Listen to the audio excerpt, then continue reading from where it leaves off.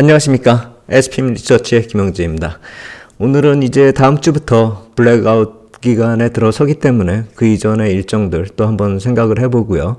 블랙아웃 기간에 들어가기 이전엔 또 어떤 점들을 봐야 될까, 그리고 그 이후엔 또 무엇을 생각을 해야 될까, 이런 점들을 생각해 보겠습니다.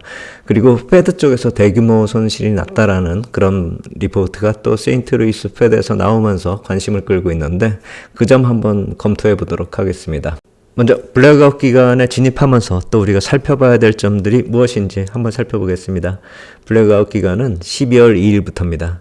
그 이전에 입찰이 있죠. 11월 27일, 28일에 2년물, 5년물, 7년물이 있고 FOMC 회의는 12월 12, 13일입니다. 그리고 2일부터는 이제 페드 인사들이 어떤 스피치나 인터뷰가 없을 것이다, 이렇게 보시면 되겠죠. 그래서 리서치 자료 같은 것으로 이제 시장과 소통을 한다, 이렇게 보시면 될 것 같아요. 그래서 한마디로 페드의 시장과의 직접적인 소통 마무리가 D-5일 이렇게 남았다, 이렇게 보시면 될 것 같고요. FOMC 회의는 12월 12, 13일이지만 또 중요한 게 있어요. ECB, BOE 통화정책회의가 14일. 그리고 BOJ는 더 사람들이 많이 관심을 가질 것 같아요. 최근에 들어서는 N에 굉장히 관심이 많으니까요. 12월 18일에 있다, 이렇게 보시면 될 것 같아요.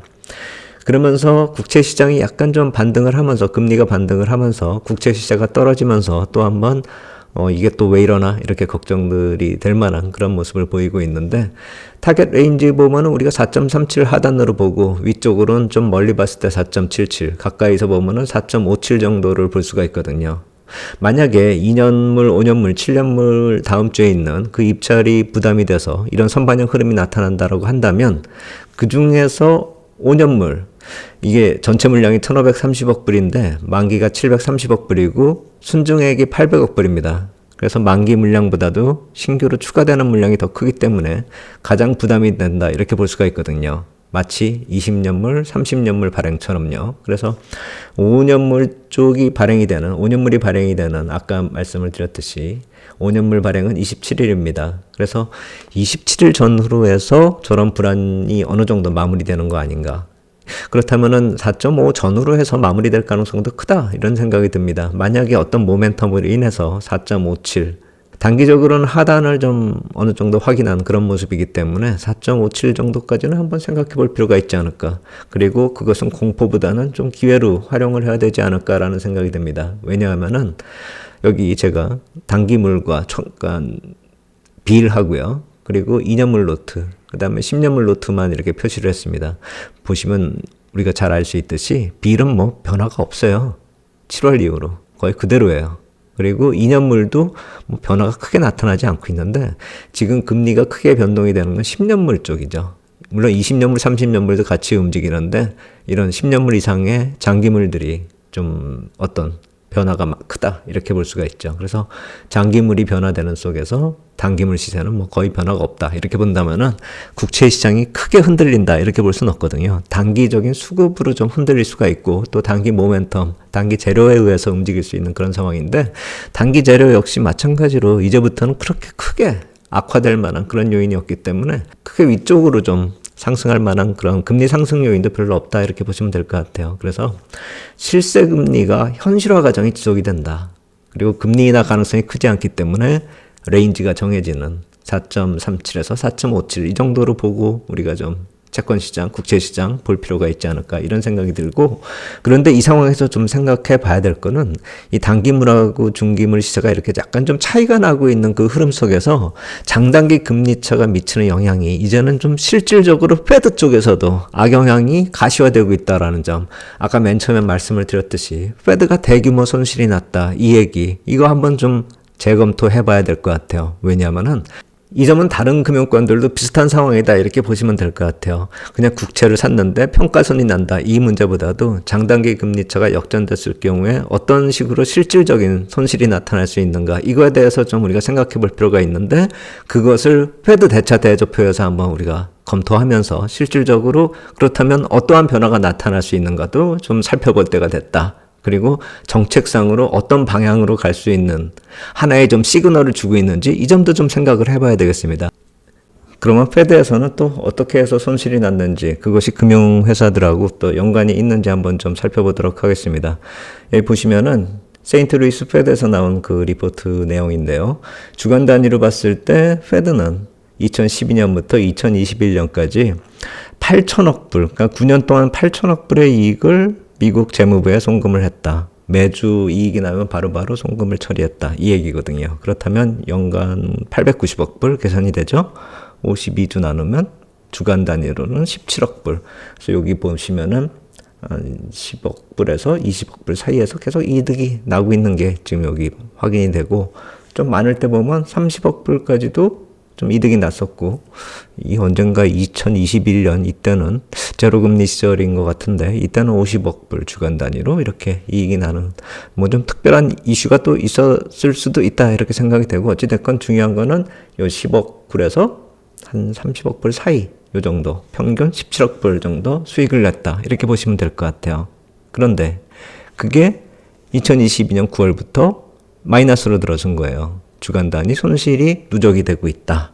그래서 이게 주간 단위로 이익이 나면 계속 송금을 하는데, 이게 손실을 들어가면 수익을 이제 송금할 수가 없고 손실이 계속 누적이 되는 그 개념이기 때문에, 이거는 이렇게 주간 단위로 계속 손실이 이렇게 난다 이게 아니라, 손실이 나서 계속 누적이 돼서 이렇게 쌓였다 이렇게 보시면 될 것 같아요. 2023년 9월 기준으로 1200억 불 정도가 손실이 났다. 그러니까 그동안에 여기 보시면은 8천억 불을 송금을 했는데 이제는 1200억 불 손실이 났다. 그동안에 번 게 아직도 좀 많다 이렇게 봐야 되겠죠.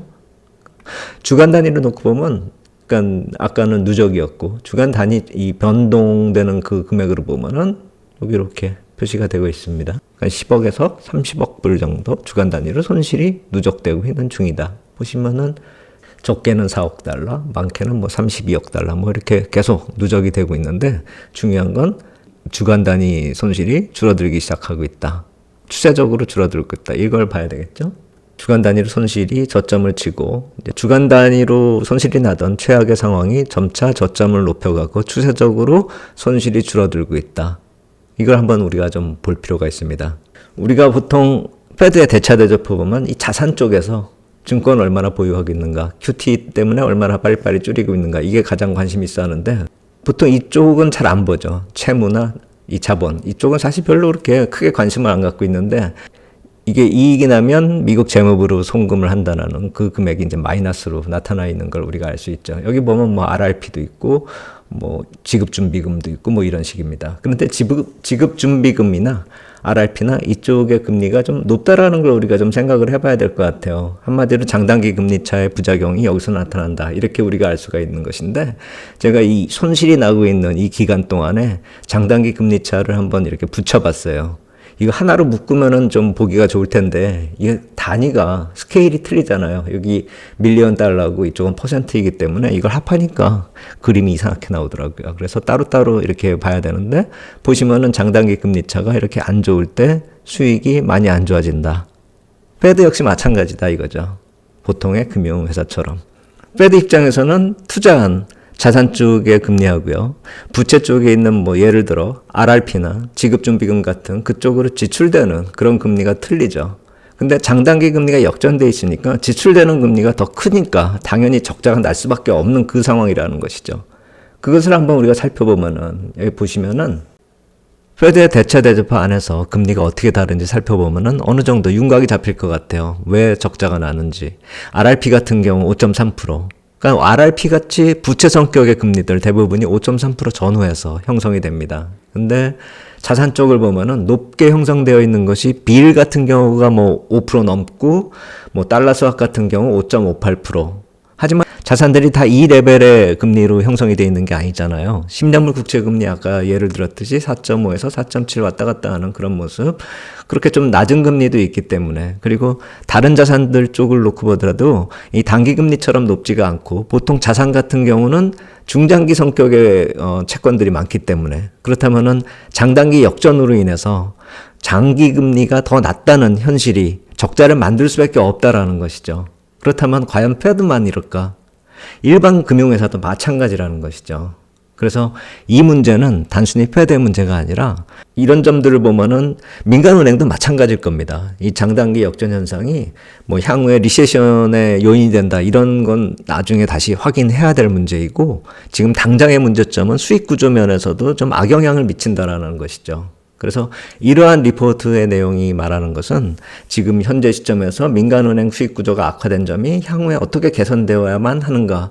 페드처럼 다들 악화된 그런 환경 요인이 작용되고 있다. 그렇다면은 실세금리 쪽이 조금 더 올라줘야 되는 그런 이유 중에 하나다. 이렇게 볼 수가 있겠죠. 그리고 기준금리는 더 이상 올릴 필요가 없다. 오히려 올릴 경우에는 부작용이 더 심해질 뿐이다. 이 점이 수치상으로 페드의 대차 대조표 안에서 발견되고 있다는 점이죠. 그 이외에도 오늘 주된 내용으로 말씀드릴 내용은 아니었는데 참고적으로만 말씀드리면 이 상업용 부동산 쪽이 또 얼마나 리스크를 지금 만들고 있는가 이것에 대해서도 또 리포트가 나왔어요. 세인트루이스 페드에서요. 거의 같은 시기예요. 그래서 정책과 관련되는 현실 경제 상황에 대한 평가가 여러 가지로 지금 여러 각도에서 얘기가 거론된다. 이걸 좀 우리가 볼 필요가 있다 이런 생각이 듭니다.